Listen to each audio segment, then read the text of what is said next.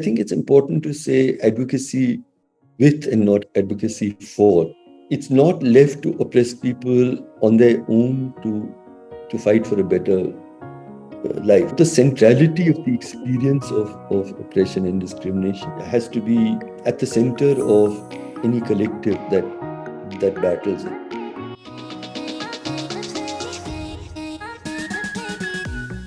Hi, everyone, and welcome to Streetside, the Street Medicine Student Coalition podcast. I'm your host, Poyani Bavishi, and today my colleague Stephen Venable and I sat down in an interview with Dr. Harsh Mander in designing policy reform and long-lasting advocacy efforts. Dr. Mander is a human rights and peace worker, serving in roles such as Special Commissioner to the Supreme Court of India in the Right to Food case, and founding the People's Campaign Karwan-e-Mohabbat, or Caravan of Love, to support those affected by hate crimes and injustice. He's the author of several books including Looking Away, Inequality, Prejudice, and Indifference in New India, amongst many others. His efforts to spread his message via his teachings and lectures, amongst his many years advocating for human rights in the Global South, led him to be a Nobel Peace Prize nominee in 2022. We hope you enjoy.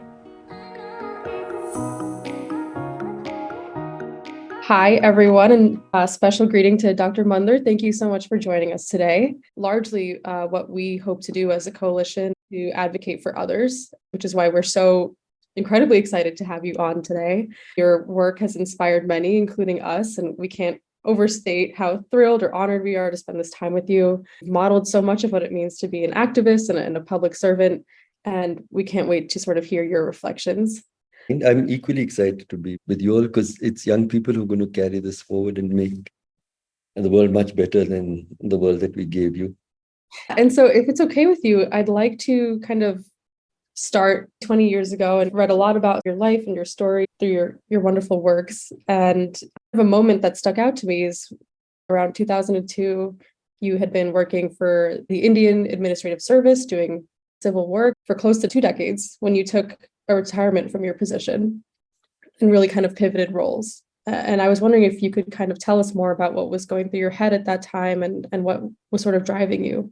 Yeah, thank you. I joined India's civil service, for reasons that I believe that I wanted to use the authority of the state for people who are most in the margins and the most oppressed. And it was in that spirit that I gave the exam and got into the civil service. I spent 20 exciting years among India's most vulnerable populations, mostly in the countryside. And I loved the work. But in 2002, India saw a terrible massacre in the western state of Gujarat. In fact, the chief minister was the person who's now India's prime minister, Mr. Modi. And I had gone to volunteer in my capacity as an individual citizen. And in just a short while, I could make out that this was a terrifying massacre, largely targeting women and children, with extreme hate violence, with the active complicity of the state. And it was a moment when I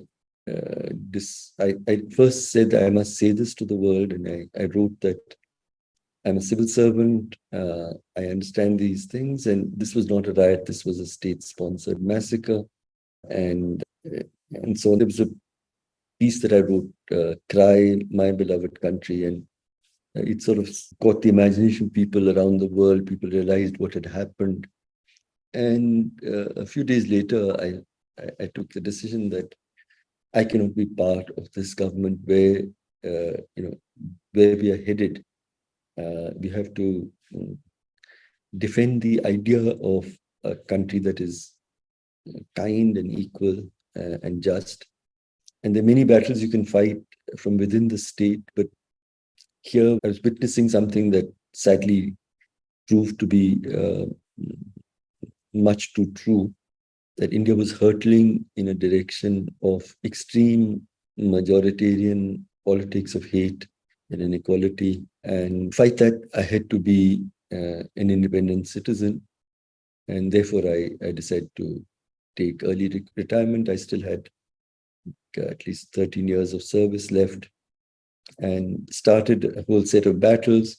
Although I never feel that, that was a major milestone in my life. And yet it wasn't in another way, because even while I was in government, I saw my duty to stand with the most marginalized of our and the most oppressed of our people, whatever the consequences. And I continued that journey after I left the service. Thank you for sharing that. And I think what's so special about that story is that so many of us can relate to, seeing something that we feel really impassioned by and realize maybe we need to pivot roles or switch what we're doing. Right. And so you went on to start several groups and join others to strengthen them. Was that the sphere that you felt comfortable in, or did you always have those skills and build them in office, or did you feel like this was kind of new territory for you? In some senses, it wasn't as dramatic a shift. All that I lost was state power. But what I stood for, what I believed in, what I would fight for, remained unchanged. But I then had a different power, which is the power of the citizen.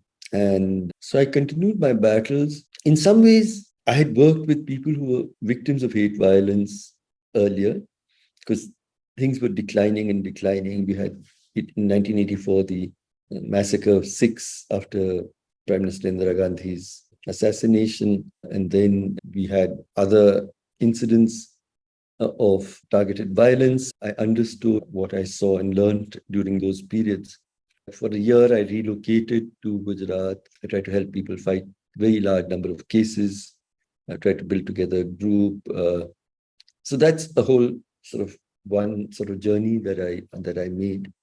Fighting for justice, helping people fight for justice, helping rebuild relationships of trust and goodwill between estranged communities and so on. So that was one kind of journey.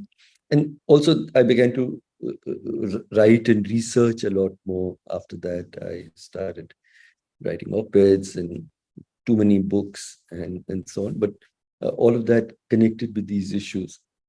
But since we're talking about homeless people, how did that come into this story? In the years in the civil service, I'd spent the major part of my time in India's very impoverished countryside. After I quit the service, I came to live in Delhi, where my parents were growing old.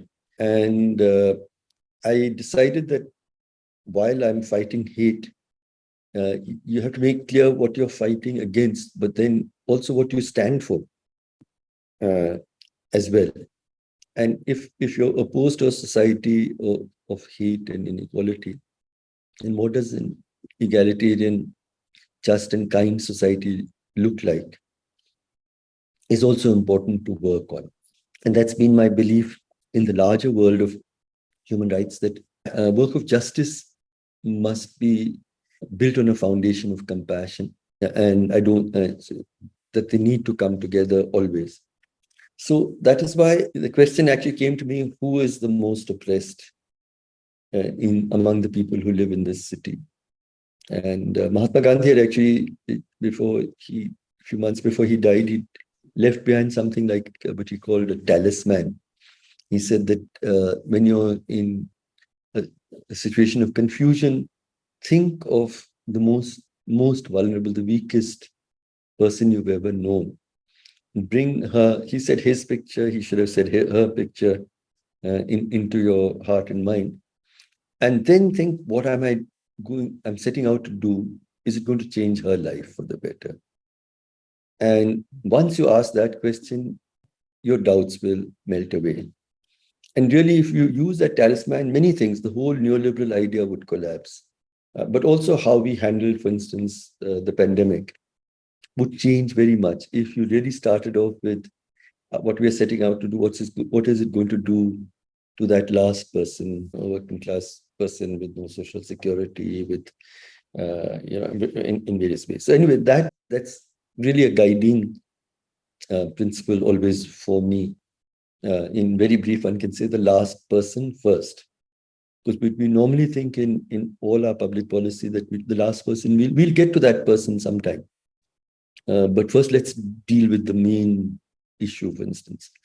the main sort of group of people. Whereas I say that no, if you imagine, say, an education system, not for how it will work for most of the children, but how it will work for that most vulnerable child who might be alone on the streets or might be disabled and so on, or coming out of a conflict situation. If you can actually design a system for that last child, uh, it'll actually work much better for all the other children as well. So last person first is really, in brief, where how I think we need to reimagine public policy and law and its design and its actions. And I felt that the homeless child and homeless adults over time, in many ways, represented that last person. They also represent our indifference. I've written a book which is called Looking Away. Its subtitle is Inequality, Prejudice, and Indifference in New India. And I said that I'm not so troubled by the enormous levels of inequality and prejudice that I see. What troubles me most is the indifference of people of privilege to people of disadvantage. And that indifference, actually, Elie Wiesel, one of the Holocaust survivors, he said the opposite of love is not hate, the opposite of love is indifference. And homeless people also represent to me most visibly the consequence of that indifference. So we have children of indigenous communities, very poor, landless families, who might be dying of hunger on this, in the countryside. You don't see them. But these are children you see every single day of your life, except maybe during the lockdown. You cannot but encounter. We have at least 150,000 homeless people in Delhi, for instance. You see them everywhere you go. You see them while driving to work, while coming back from a movie in a restaurant at night. But when you do and you see, say, a child your daughter's age sleeping in the freezing cold alone, and knowing that she'll have to wake up at 4 in the morning, collect waste so that she has some food. She might be raped through the night. She'll never see the inside of a school.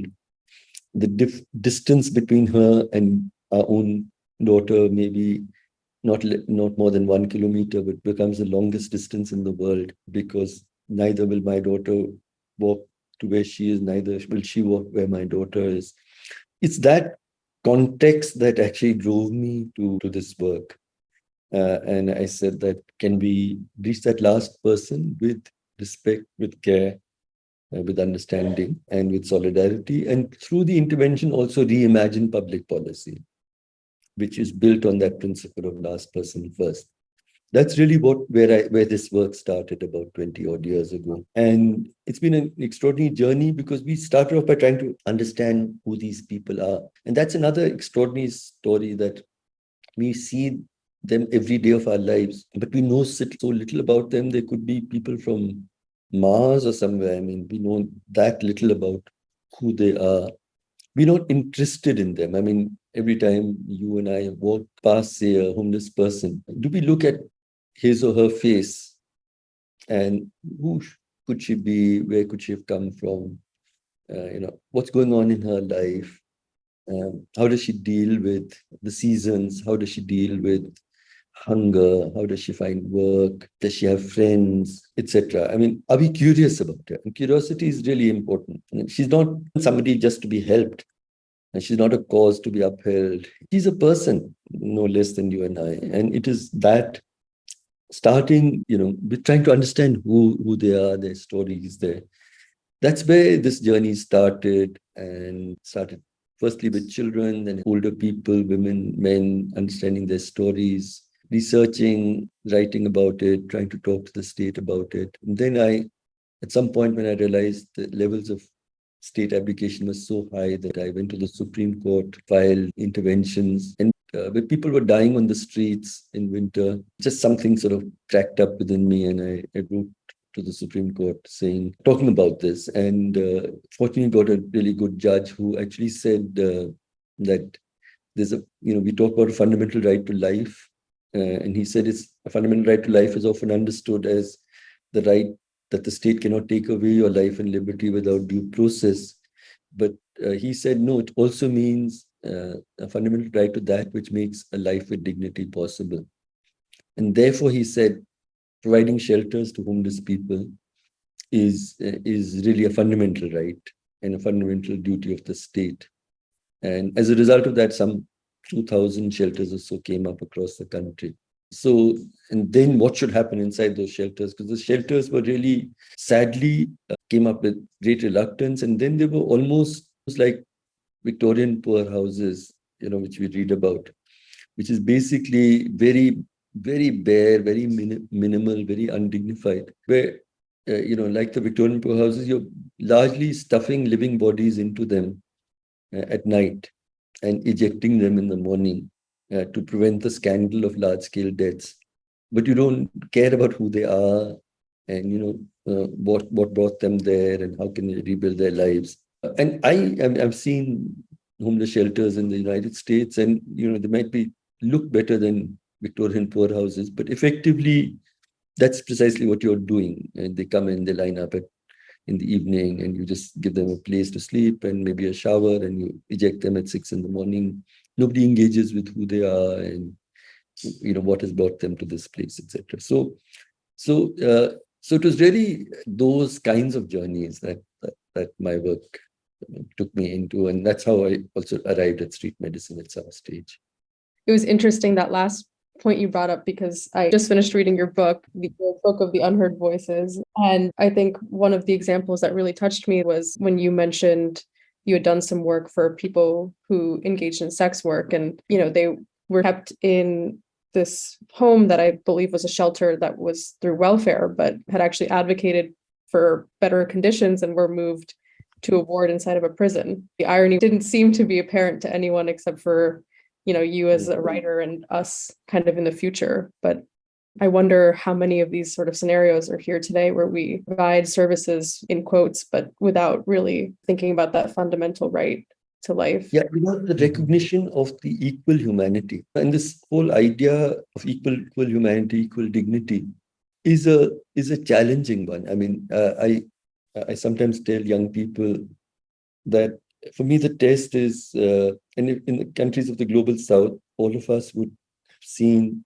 say, the homeless mentally ill woman, severely mentally ill, sitting on a mound of trash, not even knowing where she is, covered with grime, sometimes children throwing stones at her.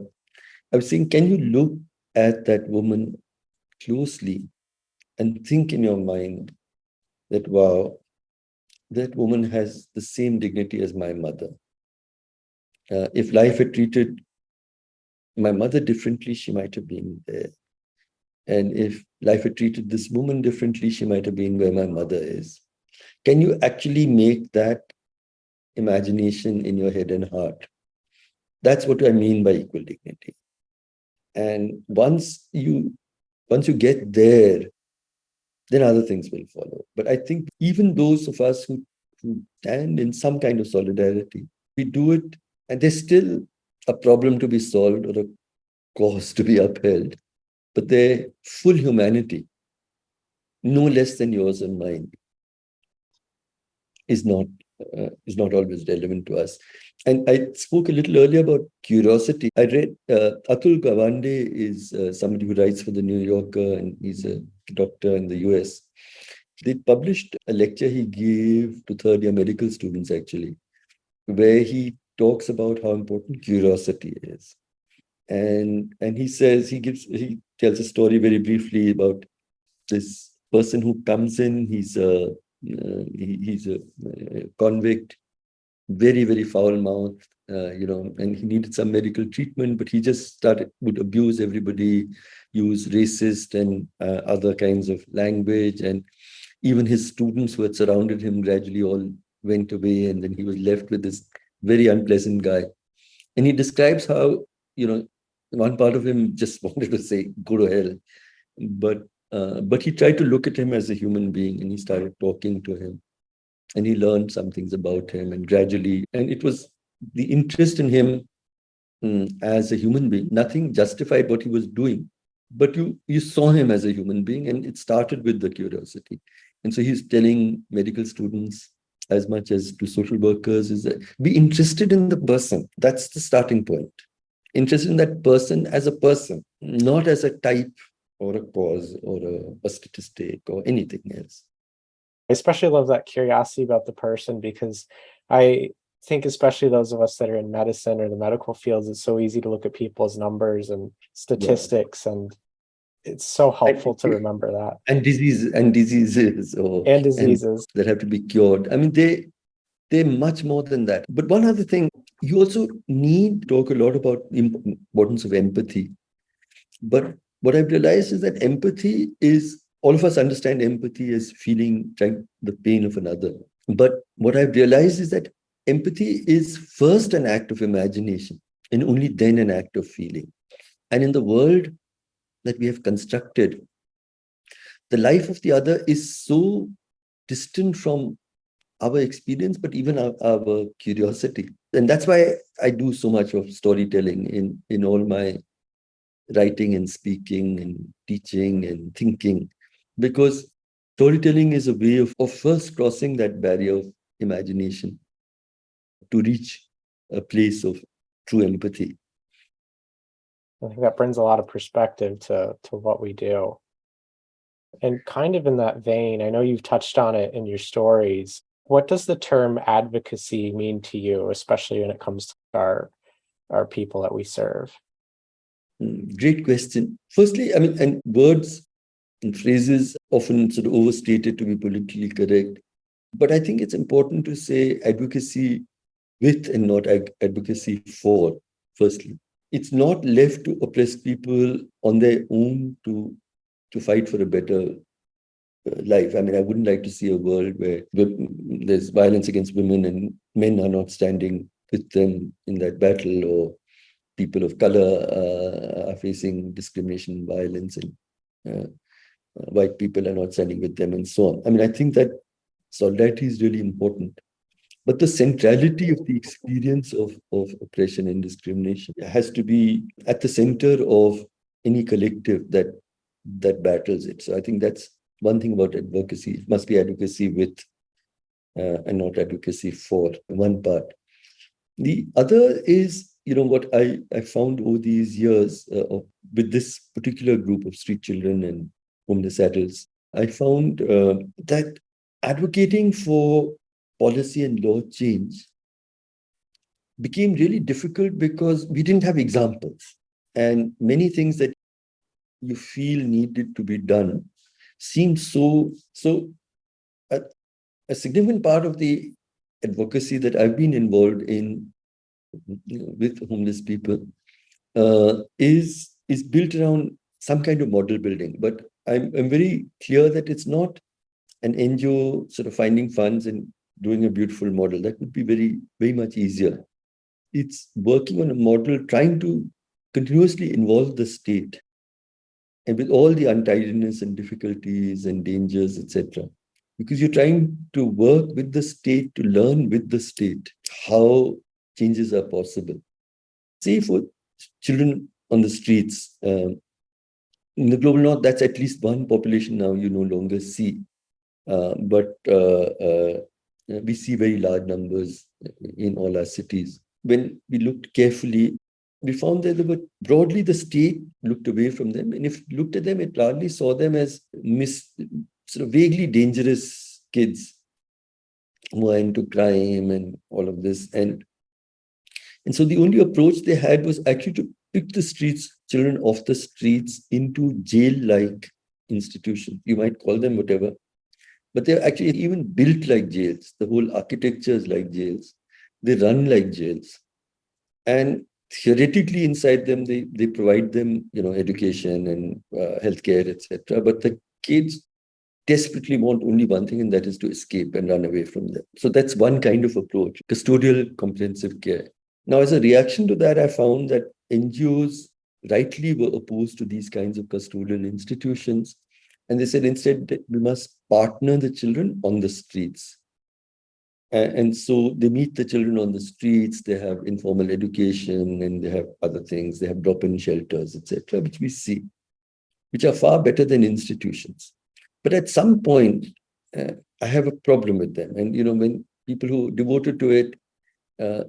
Sometimes they say it's a lovely place. Your child sort of grows so strong on the streets, etc., learns character, whatever. So at some point, a little harshly, I say, if the street is such a wonderful place for a child to grow up in, why don't you turn your children out into the streets? And if you're horrified by that idea, if a street is not a good place for your child to grow up in, then why is it a good place for any child to grow up in, right? And so can we have a third solution? So that's how an idea came, and cut a very long story short.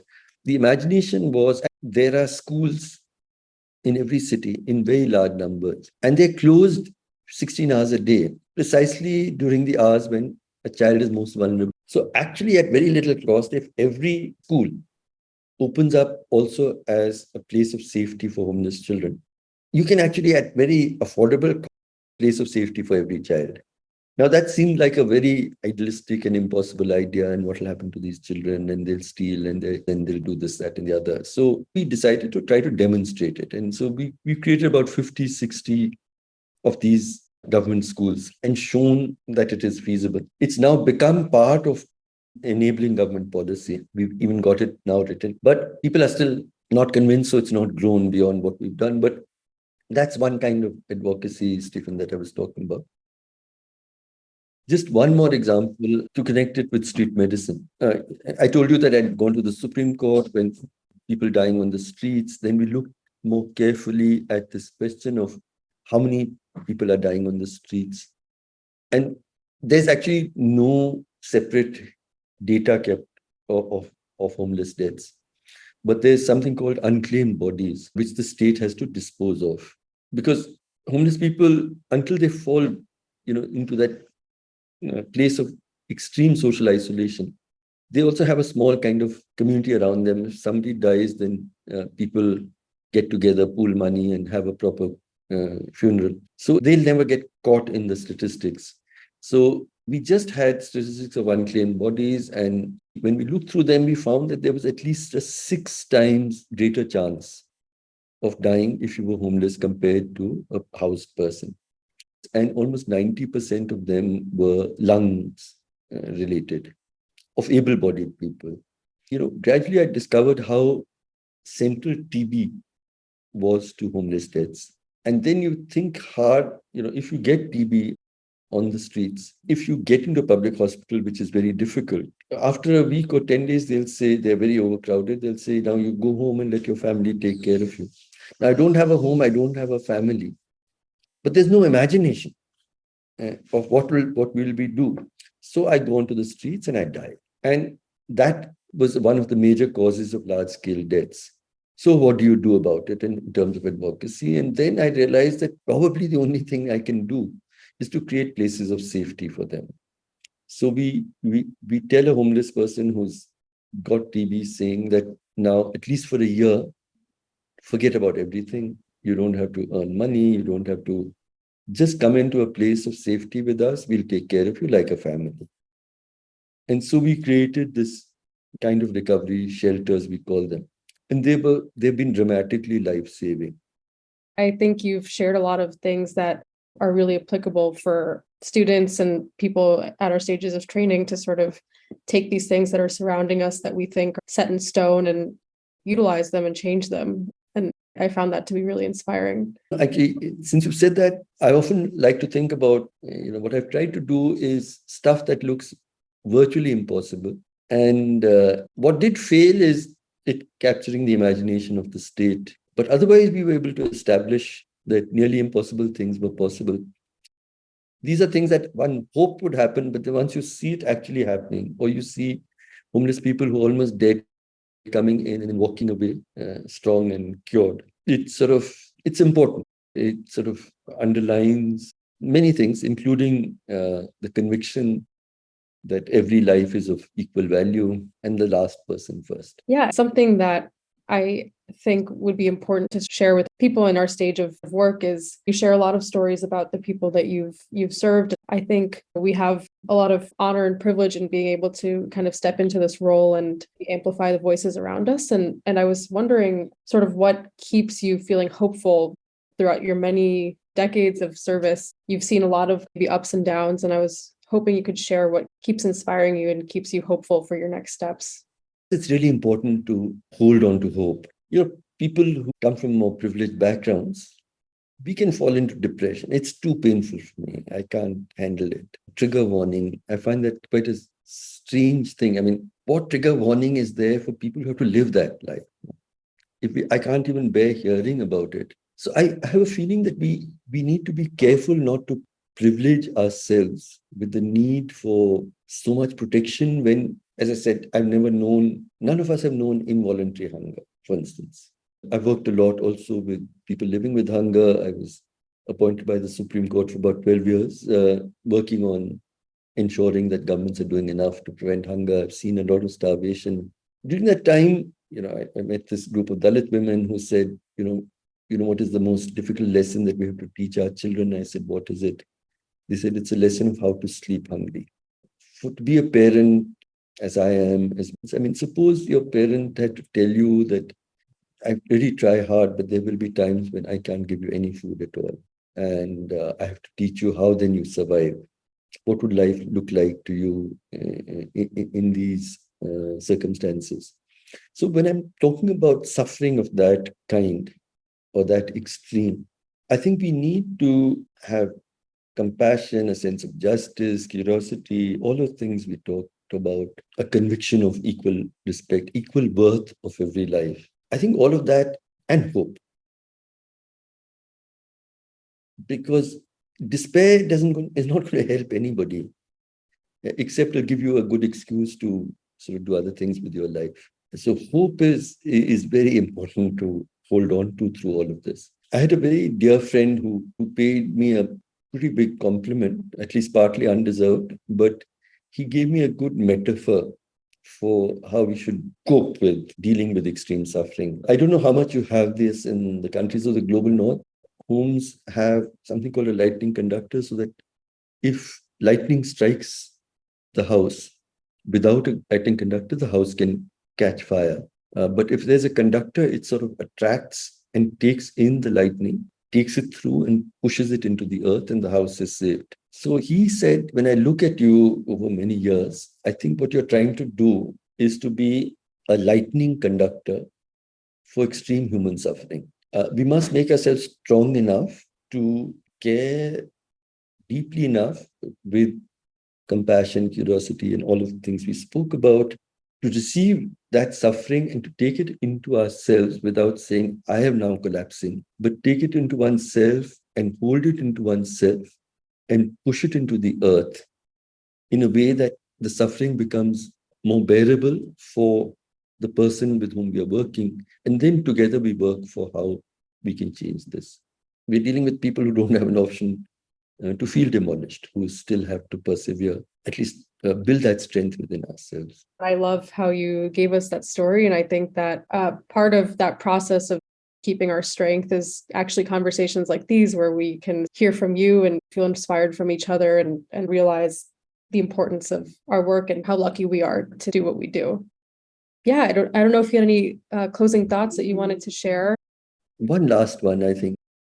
So I like to quote actually something that Prophet Muhammad said, which I think would be my last words for a young person. He said, what is your duty as a good human being who confronts great suffering and injustice in other people? And he says, at the very least, respond from your heart. Care.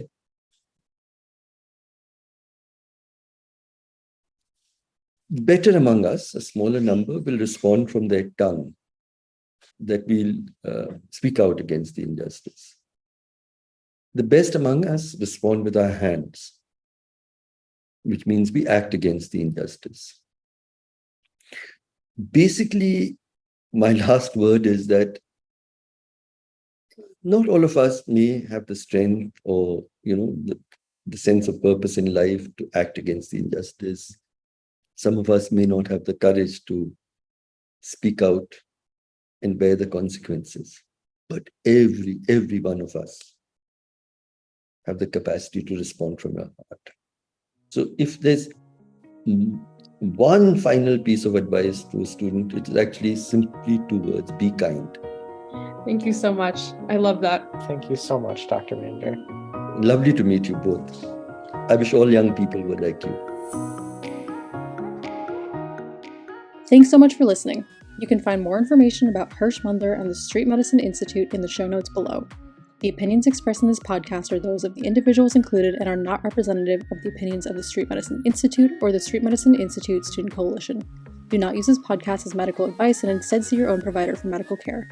Stay tuned for our next episode with Brett Feldman, board member of the Street Medicine Institute, to learn about how to create systems that are more effective for both people experiencing homelessness and providers in the street medicine movement. We hope to see you there.